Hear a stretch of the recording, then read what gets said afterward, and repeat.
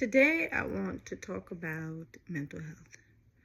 Well, I don't really understand it because some days I'm like a sunshine, and then some days I'm like Debbie Downer, just like drop.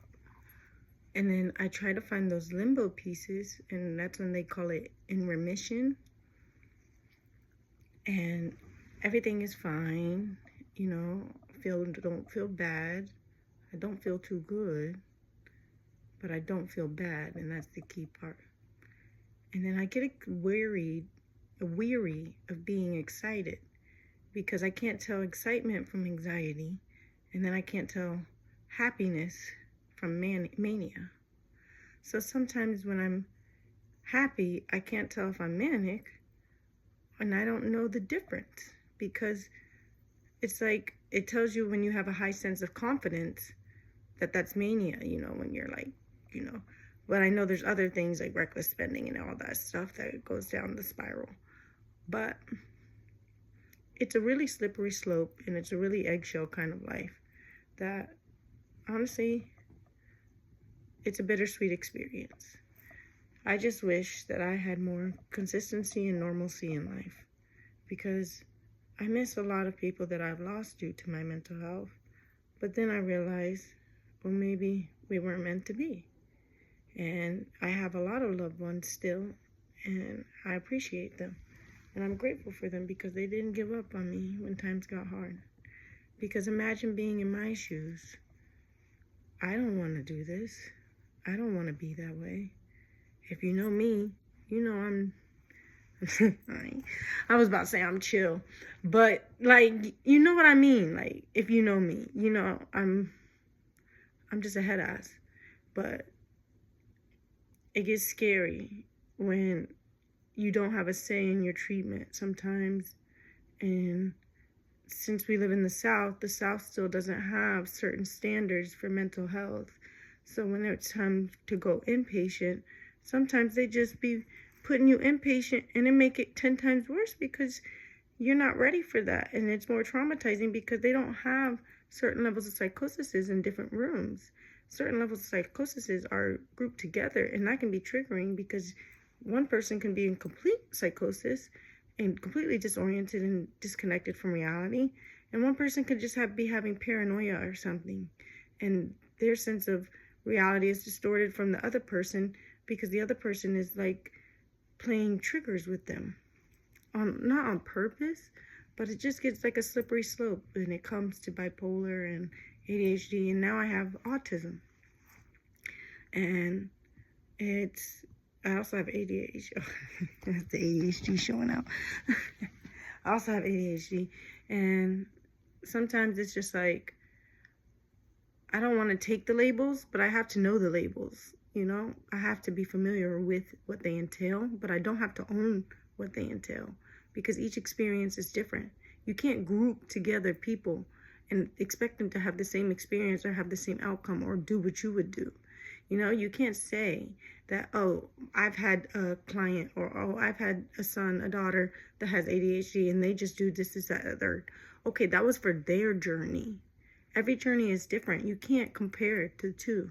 You can't compete where you don't compare, okay? And that's the problem, is everything is generalized and stereotypical.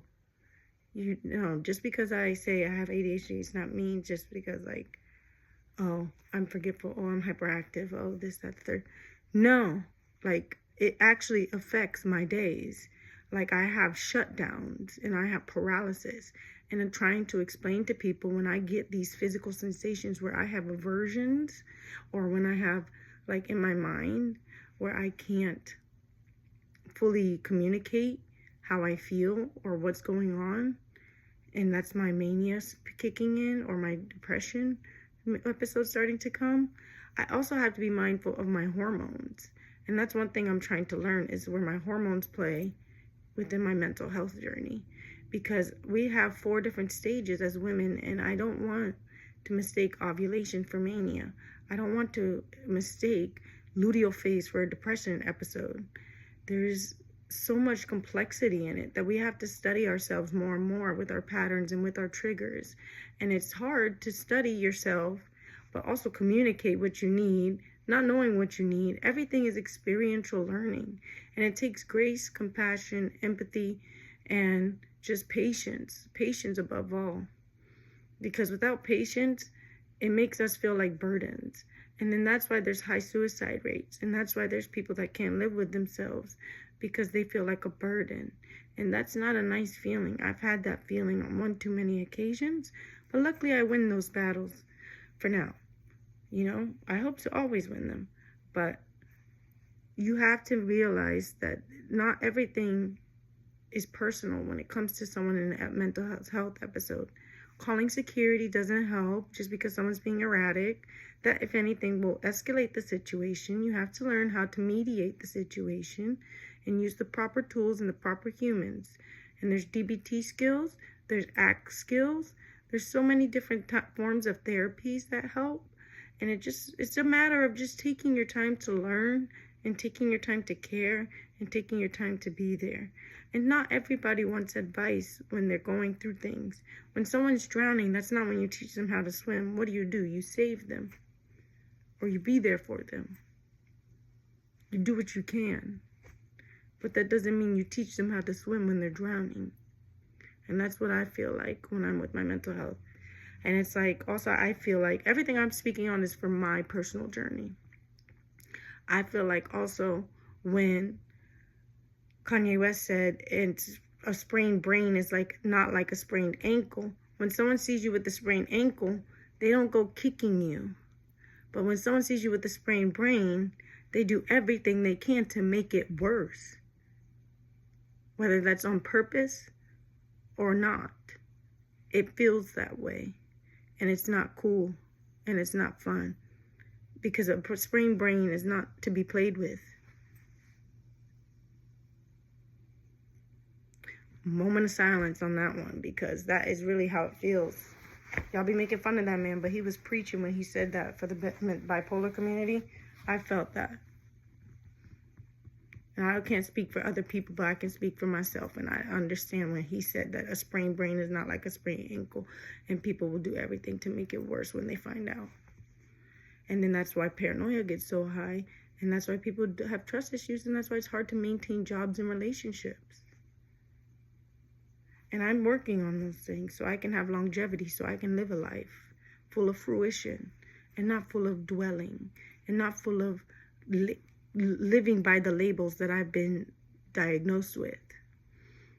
Sorry, it looks like I'm trying to do sign language. I just talk with my hands. But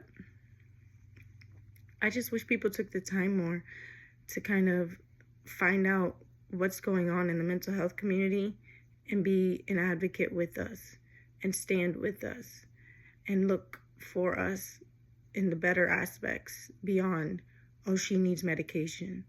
Oh, she needs help. No. Sometimes all we need is love. Sometimes all we need to know is a reassurance. Sometimes all we need is communication. Sometimes you can just bring something to our attention, you know? And I understand that I have to play my part too. I have full accountability for anything and everything that has ever happened in my mental health journey. I've accepted my consequences and my blessings. Count your blessings, count your steps when it comes to mental health. Count how you got here, how you got out, and then those are both the blessings and the curse. And shoot, maybe even losing people isn't a curse, because maybe they wasn't meant to be in your life anyway. So it's all about reframing and understanding and just taking the time to love one another truly, for the good, the bad, the ugly. I don't know. I'm no pastor, I'm no preacher, I'm no doctor, I'm none of that. I am Tiffany. And at the end of the day, Tiffany is tired of trying to communicate herself and her needs because it goes overlooked by medication, by episodes. My words feel like they've lost value, but I don't lose value for myself.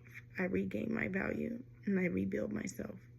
Even if I have to start from scratch 100 million times, I'll do it like a phoenix from the ashes. Ain't no stopping me now. And ain't no stopping you now. Because we are all heard, valued, and loved in one way or another. And I just wish people took the time to understand mental health is real. And it's not to be played with. I can crack jokes about it because I want to. And maybe you too. Not maybe you too, but like, watch your mouth, you know. Like Nicki Minaj said, watch your mouth, you know. Have fun. Live. Not in fear. I live in so much fear. I fear myself. I fear my episodes. I fear ruining good things. I fear, you know, getting jobs and then losing them even though I wanted them so badly. I fear relationships because I don't want to lose a relationship.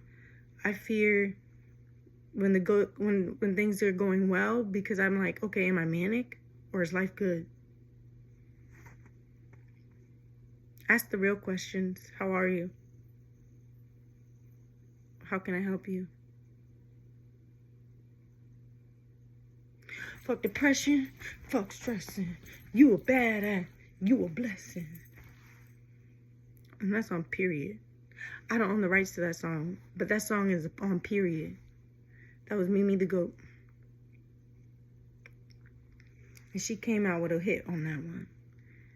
Because everybody needs a gentle reminder that they need to stop allowing things to get to them and to lead and live a life and love. We don't choose the cards we are dealt, but we choose how we deal them. And that's all up to us.